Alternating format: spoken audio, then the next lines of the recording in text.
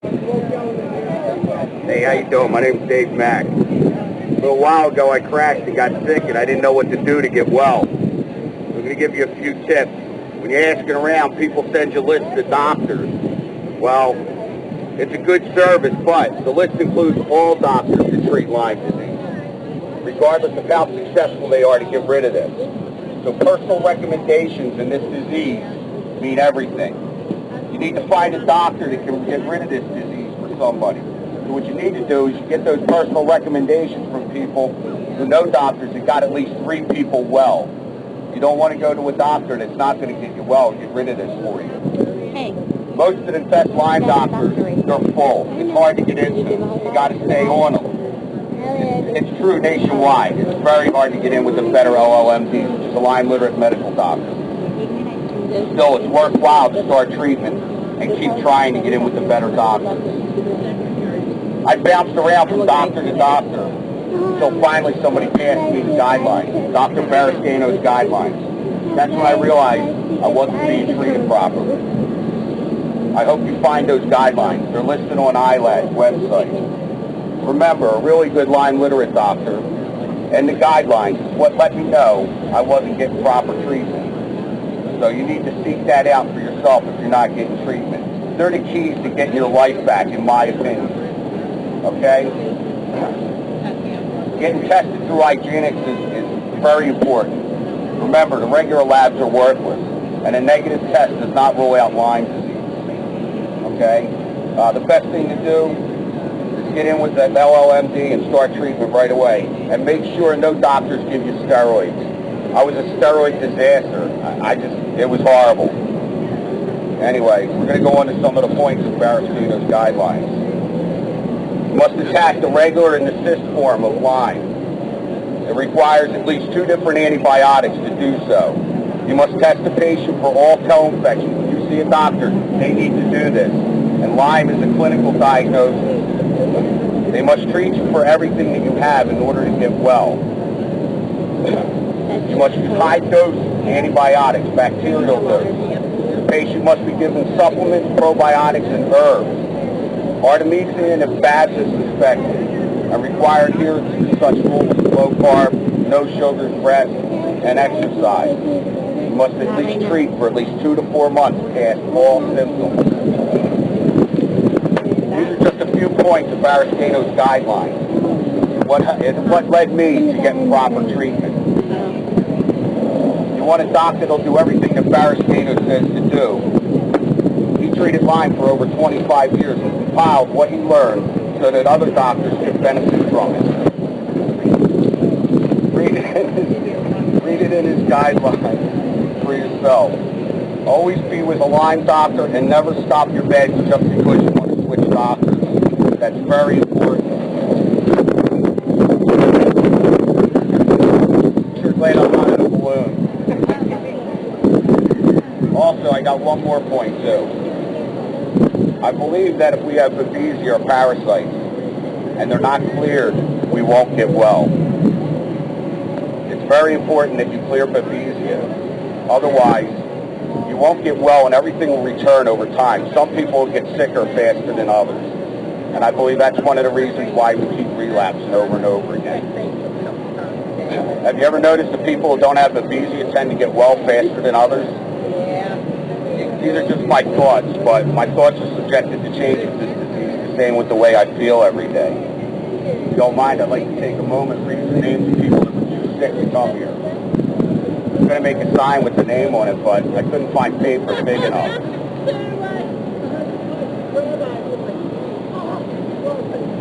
We got Sarah Gallander in Texas, Melanie Gardner, Gina Johnson Ward, Linda Cohen, Ruth James, Cindy L. Nichols, Timo Igman. We got Ken Kopp, Judy Raska, Barbara Morgan Stringtube, Kimberly Gaschetti Ward, Lynn Lynch, Laura Wild, of course, Anita Shaw, Danny Sheff. We have Rachel Beckdorf, Brittany Elizabeth, Ryan Cummings, Jenny Webb, Jenny Albright Humsacker, who's actually sick right now. A little prayer wouldn't hurt. She's hurting bad.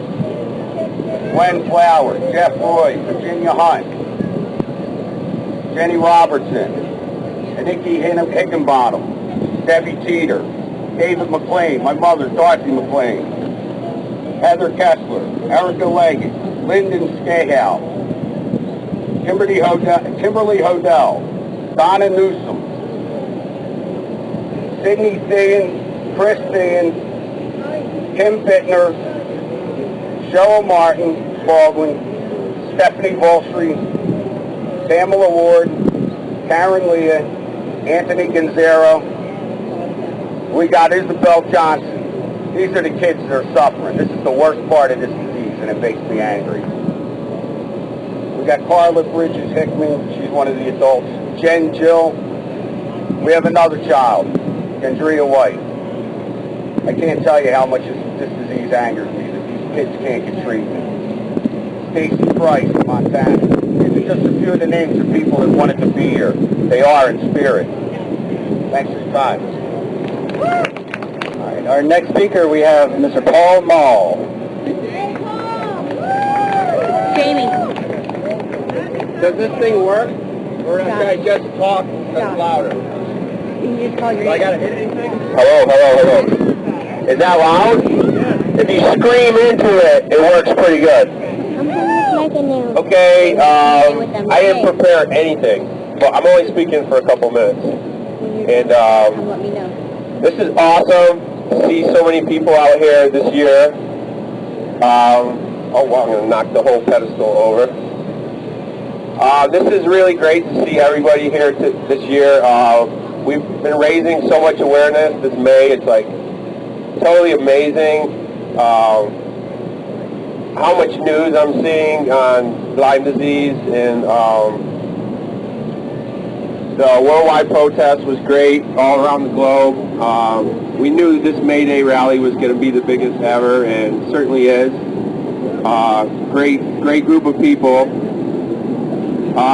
Everybody here, I think, knows about Lyme disease, and it's not fun, and you know, testing's terrible and all that kind of stuff. But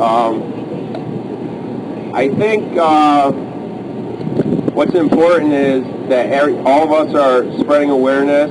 You know, I've noticed this year. You know, I've only been in this for 3 years, and I've noticed this year that you know a lot more people are getting comfortable talking about chronic Lyme, because it's starting to come out now, you know, and you know there isn't anybody who doesn't know. So when we have the IDSA doctors and stuff that are still pretending, you know, like this is something that's easy to treat as a common flu or something, I mean, they're just looking, I mean, they're looking very silly, and it's like I can't see how much longer they can continue the charade with everything that's coming out. So, most important thing we can do is, you know, is to tell somebody about Lyme, and that, you know, it's not easy to diagnose, it's not easy to treat. You know, and for many of us, it's like, you know, we're dealing with this for life, basically. I don't see any magic cure going on. Personally, I would say what's most important for us to do now is for everyone to know that it's a chronic infection, and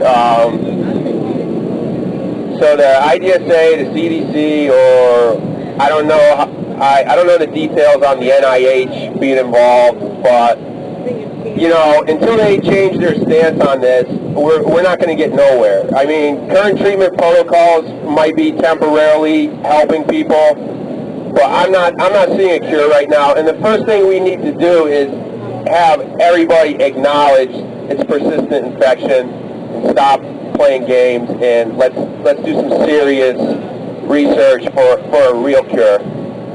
And before I go, everybody here, I mean, even if you educate one person, you're really helping big time, you know. And then there's several people who are working really hard to help spread awareness. And I think, I don't know if I should start mentioning people, because then I'll feel so bad that I left so many people out. Lisa Hilton, is instrumental in raising awareness. Bambi's here somewhere. Bambi's awesome. I love Bambi. I don't think Cheryl's Lyme page is here, but I just wanted to mention her for all her hard work. Josh, obviously Josh, awesome job putting this together.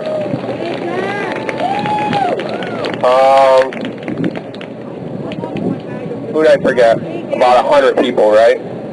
Kenneth, I don't even know how to say these last names. I mean, so many of these people I don't even know how to say their last names, so I'm scared to mention them. Kenneth McCord, I believe. I don't know how to say his last name.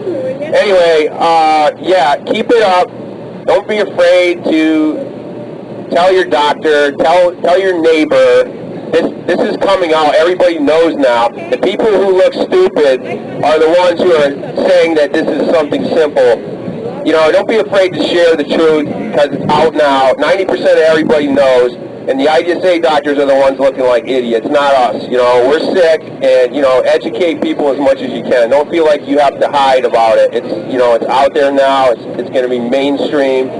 You know, there's no more hiding from it. And that's about it. But at 2:30, look for me on the Bullhorn. We're going to do some really cool stuff. We're gonna march to the White House for those of you who can make it. And it's probably like 0.6 miles total. We're going to march over there, but we're going to do something for about a 5-minute period before we start the march. So at 2:30, just look for me on the Bullhorn and don't go anywhere, you know, and we'll go slow so even people with wheelchairs and stuff can come along.